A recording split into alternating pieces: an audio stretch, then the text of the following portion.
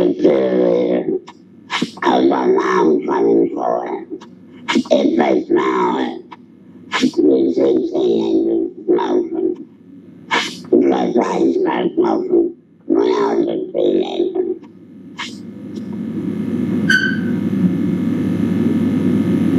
You can quit. For free help, visit cdc.gov/tips.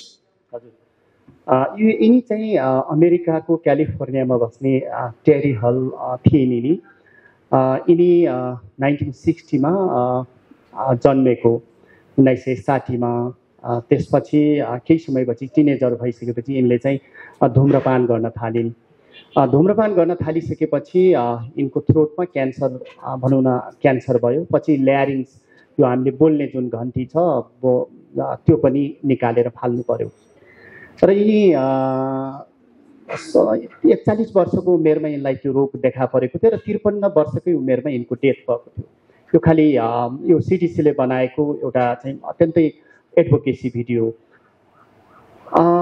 मैले यसमा चाहिँ सरसर्ती यसमा यो स्लाइडमा के देखाउन खोजेको भने सुर्तीजन्य पदार्थ भनेको यो हिजो हामीले जुन प्रयोग गर्दै आएका थियौँ त्यो मात्रै नभएर अहिलेका चाहिँ ई सिगरेट भेपहरू पनि त्यत्तिकै हानिकारक हुन् र त्यसलाई पनि हामीले सुर्तीजन्य पदार्थमै राखेका छौँ भन्न खोजेको नेक्स्टमा अब यो जहिले हामी यो मृत्युको कुरा गर्छौँ सुर्तीजन्य पदार्थबाट थुप्रै रोगहरू हुने गर्छ त्यो रोगहरूको कारणले चाहिँ संसारभरि 80 लाख मानिसहरू वर्षेनी यसबाट मृत्यु हुन्छ भनेको छ र अर्को कुरा नेपालको कुरा गर्यो भने 39,200 भन्दा बढी 39,200 मानिसहरू चाहिँ वर्षेनी यसबाट हुने यसको प्रयोगको कारण हुने विभिन्न रोगहरूबाट मृत्यु हुन्छ भनेको चाहिँ यो ग्लोबली हिसाब गर्यो भने 4 सेकेन्डमा एकजना मानिसको मृत्यु हुन्छ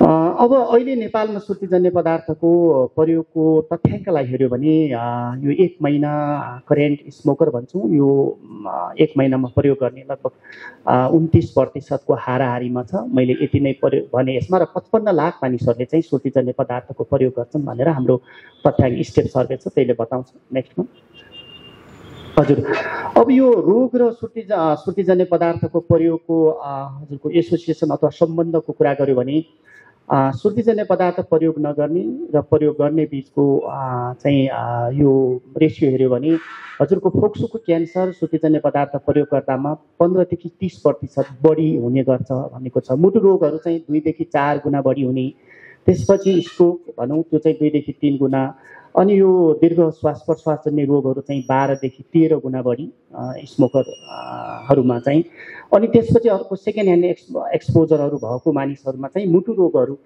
लगभग 25 देखि 30% बढीले हुन्छ भनेको छ त्यसो भएर चाहिँ हामीले के भन्छौँ भन्दाखेरि हरेक धूम्रपानको चाहिँ धुवाले चाहिँ मानिसहरूलाई मृत्युको नजिक लैजान्छ नजिक पुर्याउँछ भन्ने कुरा हो नेक्स्टमा अब यसको आर्थिक पक्षको कुरा गर्यो भने ग्लोबली 1.4 ट्रिलियन डलर चाहिँ खर्च हुन्छ भनेर एउटा एस्टिमेट गरेको छ अनि नेपालमा चाहिँ हामीले टोब्याको इन्भेस्टमेन्ट केस गरेका थियौँ 2022 मा त्यसले 45 अरब जति नेपाली रुपैयाँ खर्च हुन्छ अब यसले चाहिँ के यसको मिनिङ के हुन्छ भन्दाखेरि यसले मानिसको स्वास्थ्यलाई मात्रै असर गर्दैन यसले परिवार सम्पत्ति लगायतलाई पनि लिन्छ भन्ने कुरा हो नेक्स्टमा अब अहिलेको जुन मैले थोरै नयाँ सुर्तीजन्य पदार्थ त नोबल टोब्याको प्रोडक्ट भन्छौँ हामी चाहिँ हैन यो नोबल अथवा इमर्जिङ टोब्याको प्रोडक्ट पनि भनिन्छ यसलाई अब नवीनतम सुर्तीजन्य पदार्थ पनि नेपालीमा भन्न सकिन्छ यसमा चाहिँ भेपहरू चाहिँ पर्ने गर्छ हैन हिटेड टोब्याको प्रोडक्टहरू अथवा हिट नट बर्न टोब्याको अहिले चाहिँ अर्को त्यो चाहिँ यो निकोटिन पाउचहरू थुप्रै आउने गर्छ यिनीहरूमा पनि थुप्रै रासायनिक पदार्थहरू हुन्छ जसले चाहिँ क्यान्सर बनाउँछ भनेर चाहिँ प्रमाणित भइसकेको छ थुप्रै खालको छ अहिले चाहिँ यो के अरे भेप्सले चाहिँ इभाली भन्ने चाहिँ इभाली भनेको ई सिगरेट अथवा एक सिगरेट भेप्स एसोसिएट लिभर इन्जरी भन्छ यो यसले चाहिँ फोक्सोमा गम्भीर असर गर्छ भनेर चाहिँ भनेको छ र अर्को कुरा चाहिँ खास गरी यो ई सिगरेटहरू अहिले भेपको कुरा गर्छौँ, यो चाहिँ अब सुत्केजन्य पदार्थ छोड्नलाई प्रयोग गरिन्छ भनेर एडभोकेसी चाहिँ गरिरहेको अवस्था छ। तर अवस्था कस्तो छ भन्दाखेरि बजारमा चाहिँ यो सबैभन्दा बढी चाहिँ युवाहरूले प्रयोग गरेको छ, जसले कहिल्यै धुम्रपान गरेको छैन होइन, त्यो हिसाबले चाहिँ मार्केटिङ भएको छ भन्ने कुरा हो। त्यसो भएर चाहिँ धुम्रपानको यो चाहिँ गेटवेको रूपमा चाहिँ प्रयोग भएको छ भन्ने छ। त्यसो भएर यो कम हानिकारक छ भनेर चाहिँ भनिन्छ, तर त्यो भने चाहिँ सुरक्षित होइन भन्ने कुरा चाहिँ मैले गरेँ र अहिलेका किशोर किशोरलाई अत्यन्तै असर गरिरहेको छ भन्ने कुरा छ। यसले असर नगरी शरीरको कुनै पनि भाग छैन, शरीरका हरेक भागमा शरीरका हरेक अङ्गहरूमा चाहिँ कुनै न कुनै प्रकारको रोगहरू चाहिँ निम्त्याउँछ भन्ने कुरा हो। नेक्स्टमा यहाँ पिक्चरमा देख्न सक्छ महिला पुरुष दुवैजनालाई। यो एउटा पिक्चर लेफ्ट साइडमा हाम्रो नेपालमै बनाएको यो पिक्चर हो, स्केच गरेको हो। यो यसमा पनि शरीरका सबै भागहरूमा चाहिँ असर गरेको भन्ने देखाउन खोजेको छ, खालि पनि पिक्चर मात्रै। नेक्स्टमा यो पनि त्यस्तै शरीरका आँखा मुटु लगायत शरीरका सबै भागहरूमा चाहिँ असर गर्छ भन्ने हो। नेक्स्टमा हजुर अझै नेक्स्ट होला। अब यसमा चाहिँ हामीले थोरै कम्प्यारिजन गर्न खोजेका छौँ। यो चाहिँ साइलेन्ट किलर हो। यो पिक्चरले के देखाउन खोजेको छ भने सुर्तीजन्य पदार्थ प्रयोगले चाहिँ यति धेरै मान्छेलाई असर गर्दा पनि हामीले त्यसलाई त्यति धेरै वास्ता नगरिरहेको अवस्था छ होइन। अब त्यति धेरै मान्छेहरू चाहिँ हामीले 139,000 मान्छे मरिरहेको भनेका छौँ। अब यो अरू तथ्याङ्कहरू हेऱ्यो भने हामीले जुनमा चाहिँ विभिन्न खालका पब्लिक हेल्थ इन्टरभेन्सनका अथवा डिजास्टरका कामहरू पनि गरिरहेका छौँ, त्यहाँ त्यत्रो सङ्ख्या चाहिँ देखिँदैन भन्न खोजेको, तर यो मृत्युलाई चाहिँ नजरअन्दाज चाहिँ गर्न खोजेको होइन। नेक्स्टमा मैले यति मात्रै देखाउनु खोजेँ। अब अलिकति सेलिब्रिटी गीत सङ्गीत फिल्मको कुरा गऱ्यो भने खासमा चाहिँ हाम्रो बुझाइ आम नागरिकको बुझाइ चाहिँ के हुन्छ भन्दाखेरि यहाँले गरेकै कामहरूले चाहिँ यो चाहिँ अत्यन्तै कुल बनाउने खालको हो होइन। स्मोकिङ गर्नु भनेको चाहिँ यसले चाहिँ अलिकति विद्रोही प्रकारको मानिसलाई चाहिँ सङ्घर्ष गर्न सिकाउँछ भन्ने खालको विचार चाहिँ गलत विचार जाने, अनि एक प्रकारको त फ्यासन हो। यो फ्यासनलाई त हामीले जसरी भए पनि अडप्ट गर्नुपर्छ हामी युवा पुस्ताले भन्ने खालको चाहिँ गलत म्यासेजहरू चाहिँ गएको देखिन्छ होइन। तर वास्तवमा यो चाहिँ ठिक होइन भने। अब यो मैले यहाँ देखाउन खोजेको दुईजना यो मार्लबोरोको चाहिँ मार्लबोरो म्यान पनि भन्छ, म मार्लबोरो वाइनी म्याक्लेरेन भन्ने चाहिँ र तलको चाहिँ डेभिड म्याक्लेन भन्ने, म दुवैजना चाहिँ मार्लबोरोको प्रचारक थियो र उनीहरू दुवैजनालाई चाहिँ पछि क्यान्सर भएर मृत्यु भएको छ, लङ्स क्यान्सर भएको छ। र अगाडिको माथिको पिक्चरले चाहिँ उहाँ डेथ हुनुभन्दा पहिला पछि एडभोकेट पनि गर्नुभयो, उहाँले चाहिँ यसमा गर्न हुँदैन खान हुँदैन भनेर। उहाँले के भन्नुभएको छ भने त्यति बेला त्यति धेरै इभिडेन्सहरू जेनेरेट पनि भएको थिएन होइन ग्लोबली चाहिँ सुर्तीजन्य पदार्थले। तर उहाँले के भन्नुभएको छ भने म एउटा जिउँदो चाहिँ प्रमाण हुँ जसमा चाहिँ सुर्तीजन्य पदार्थको कारण चाहिँ लङ क्यान्सर हुन्छ भनेर उहाँले मर्नुभन्दा पहिला चाहिँ भनेको त्यहाँ उहाँको स्टेटमेन्ट पनि मैले राखेको छु। नेक्स्टमा जाउँ।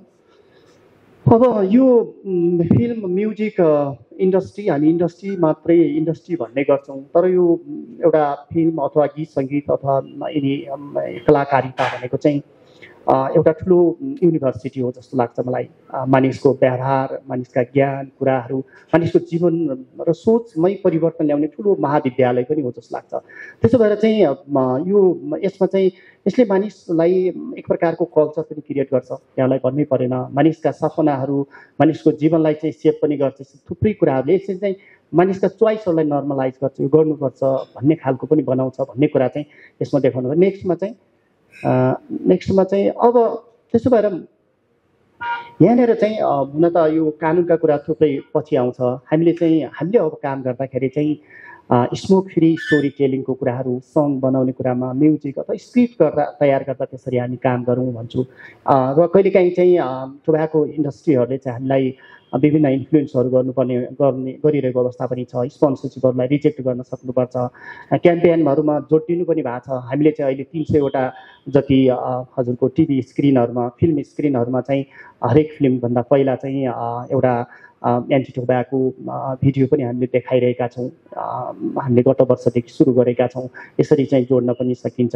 र नो स्मोकिङ पोलिसीहरूको लागि एडभोकेट गर्ने यहाँहरू पनि ठुलो एउटा चाहिँ यहाँहरूको जुन म्युजिक इन्डस्ट्री लगायत छ यो ठुलो प्लेटफर्म हो जस्तो लाग्छ मलाई चाहिँ।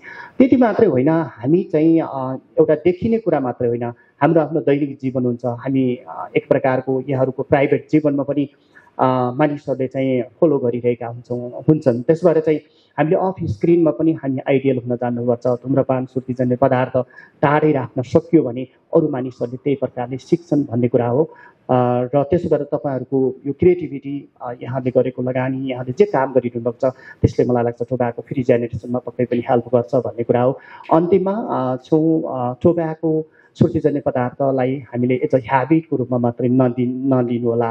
यो चाहिँ 39,200 मानिस मर्दै गर्दा यो चाहिँ एउटा जनस्वास्थ्यको ठुलो समस्या हो भनेर चाहिँ भन्छौँ हामी। त्यसो गरेर यसलाई चाहिँ नयाँ न्यारेटिभ तरिकाबाट हामी यहाँले नयाँ न्यारेटिभहरू आउनुपर्छ। हामीले जुन तरिकाले ग्ल्यामरलाइजेसनको चाहिँ ग्ल्यामर गर्ने खालले चाहिँ अथवा यसलाई चाहिँ यो अर्कै ढङ्गले चाहिँ बुझ्ने होइन, यसलाई फरक तरिकाबाट नयाँ स्टोरीहरू लेख्नुपर्छ भन्ने छ। अब यति भनिसकेपछि मलाई लाग्छ हाम्रो चोइस क्लियर छ, हामीले स्वास्थ्यलाई रोज्नुपर्छ होइन, पक्कै पनि हामीले आफ्नो जीवनलाई चुज गर्नुपर्छ भन्ने छ।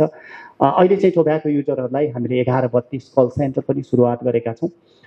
हाम्रो अफिस समयमा सञ्चालन हुन्छ 10 देखि 5। कल सेन्टरमा पनि हामी कल गर्न सक्छौँ र यहाँले अरूलाई पनि जानकारी दिन सक्नुहुन्छ। यति भनेर अर्को अन्तिममा चाहिँ टोब्याको क्विट गर्न सकिन्छ तर प्रतिबद्धता जनाउनुपर्छ भन्ने मेरो नेक्स्ट स्लाइडमा छ। यति राख्दै मेरो प्रस्तुति अन्त्य गरेँ। हस्, थ्याङ्क यू।